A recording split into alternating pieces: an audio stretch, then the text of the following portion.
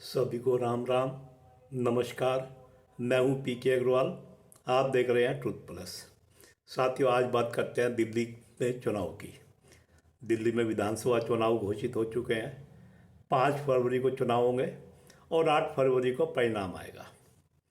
अब बात करते हैं, जैसे हमारा आज का विषय है संकट में केजरीवाल, कट्टर ईमानदार आम आदमी पार्टी। इस पर थोड़ी चर्चा करते हैं। आप जानते हैं केजरीवाल लगातार 2 साल से पूर्ण बहुमत, प्रचंड बहुमत की सरकार के मुख्यमंत्री हैं। उससे पहले भी 40-45 दिन के लिए मुख्यमंत्री बने थे 2013 में।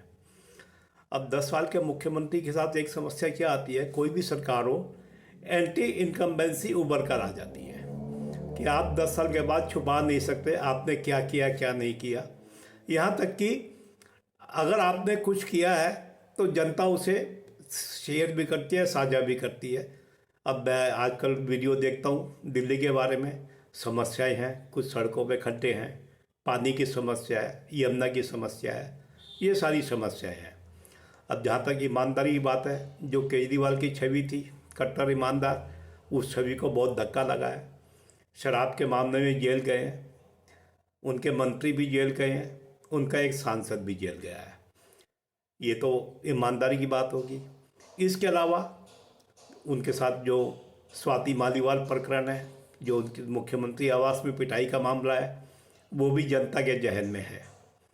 इसके अलावा पन्नू ने भी आरोप लगाए थे। बाकी सोशल मीडिया पे आरोप चलते ही रहते हैं, इसमें कोई शक नहीं।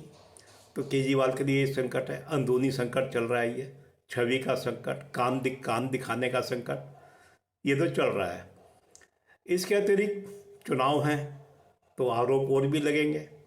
जैसे बीजेपी शीश महल का आरोप लगा रही है, आरोप तो पुराना है, तो ये भी आरोप उन्हें, इसका जवाब भी उन्हें देना पड़ेगा। अब इस बार क्या हो रहा है, 10 साल के बाद सबसे बड़ा संकट जो उनके सामने आने की संभावना है वो है कांग्रेस भी अपनी खोई हुई जमीन वापस पाना चाहती है। कि निश्चित रूप से कांग्रेस ने काम किए नहीं किया वो अलग बात है, लेकिन 10 साल जो एंटी इनकम्बेंसी का मामला हो रहा है केजरीवाल के साथ, तो कांग्रेस भी कोशिश करेगी क्योंकि वो भी टक्कर दे। अब कांग्रेस के शीर्ष नेतृत्व का क्या रुख होगा ये तो मैं नहीं कह सकता अभी, लेकिन कांग्रेस की दिल्ली इकाई तो कम से कम मुझे सक्रिय लग रही है। अगर कांग्रेस की दिल्ली इकाई गंभीरता से सक्रिय हुई और कांग्रेस का हाईकमान ने भी इस चुनाव में गंभीरता दिखाई, तो निश्चित रूप से केजरीवाल के लिए ये दूसरा संकट होगा, आम आदमी पार्टी के लिए दूसरा संकट होगा। कारण वैसे तो कांग्रेस का वोट नगण्य रह चुका है, लेकिन पिछले 2 चुनाव से कांग्रेस कोई सीट नहीं जीती। केजरीवाल 2015 में 70 में से 67 सीट जीते थे, 3 बीजेपी को गई थी, और 2020 में 70 में से 62 जीते थे, 8 बीजेपी को गई थी, कांग्रेस शून्य रही थी। अब कांग्रेस अगर संघर्ष करती है तो निश्चित रूप से कांग्रेस अगर अपना वोट बढ़ाने में सफल होती है तो वो वोट केजरीवाल से ही कट के आएगा, यानी बीजेपी विरोधी मतों में ही बिखराव होगा। अब कि वो कितना होगा ये देखने की बात है। यदि कांग्रेस पर्याप्त मत बटोरने में सफल रहती है, पर्याप्त से मेरा मतलब है 10, 12, 15%, तो ये केजरीवाल के लिए बहुत बड़ा नुकसान होगा। उसके बाद उनकी सरकार रहेगी नहीं रहेगी कहना मुश्किल है। मैं ऐसा नहीं कह रहा कि केजरीवाल की सरकार चली जाएगी, कि 2020 में भी सोशल मीडिया पे ऐसी चर्चाएं थी कि केजरीवाल चुनाव हार सकते हैं, दिल्ली में आम आदमी पार्टी चुनाव हार सकती है, लेकिन ऐसा नहीं हुआ। 70 में से 62 सीटें फिर भी वो ले पाए। इस बार भी ऐसा होगा नहीं होगा कहना मुश्किल है। हाँ, अगर कांग्रेस सक्रिय रही नुकसान जरूर होगा, उनकी सीटें कुछ कम हो सकती हैं, वोट कम हो सकते हैं। ये एक भारी संकट है केजरीवाल के लिए। मतलब छवि का संकट, ईमानदार भ्रष्टाचार, पन्नू के आरोप का लगा लो, एक कांग्रेस जो चुनौती बन के आ रही है।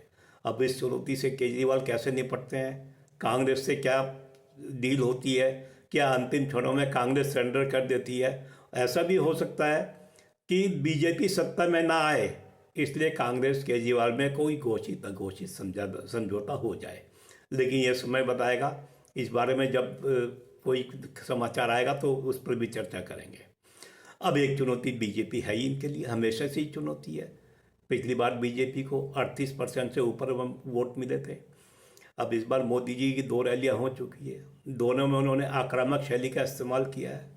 अब मोदी जी की रैलियां निश्चित रूप से बीजेपी के वोटों को सहेजने का काम करेंगी। बीजेपी को एक फ़ायदा ये मिलता है, सामान्यतः उसके वोट कम नहीं होते, ये हम देख चुके हैं, बढ़ते ही हैं। पिछली बार 38 से कुछ ऊपर 38% से कुछ ज़्यादा वोट ले गई थी। हो सकता है इस बार बढ़ के 40 भी पार कर जाए, तो कोई आश्चर्य नहीं। अब आप कल्पना करें, अगर बीजेपी का वोट बढ़ता है, ये चाहे 1 या 2% बढ़े, उधर कांग्रेस भी वोट काटती है, तो आप कल्पना करें आम आदमी पार्टी का क्या होगा। हालांकि आम आदमी दिल्ली के मुख्यमंत्री आतिशी जी हैं, लेकिन सर्वोच्च नेता तो केजरीवाल ही हैं, वोट तो केजरीवाल के नाम पर ही पड़ते हैं। तो इस तरह के संकटों से दिल्ली सरकार के सर्वोच्च नेता अरविंद केजरीवाल जूझ रहे हैं। अब दिल्ली चुनाव पर मैं और भी वीडियो डालता रहूँगा, कोई भी नया अपडेट खास आएगा तो आप देखते रहें, वीडियो को लाइक करते रहें, शेयर करें और चैनल को सब्सक्राइब करें। फिर मिलते हैं अगले वीडियो में। धन्यवाद।